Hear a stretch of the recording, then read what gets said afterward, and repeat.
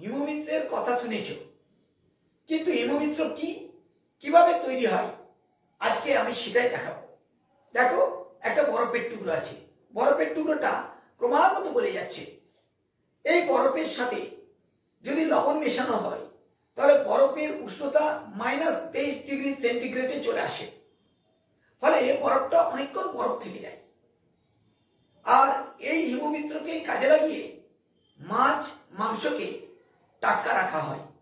দেখো, আমি বরফের সাথে লবণ মেশালাম, এইভাবে বরফের সাথে লবণ মিশিয়ে দিলে তৈরি হয়ে গেল হিমমিত্র।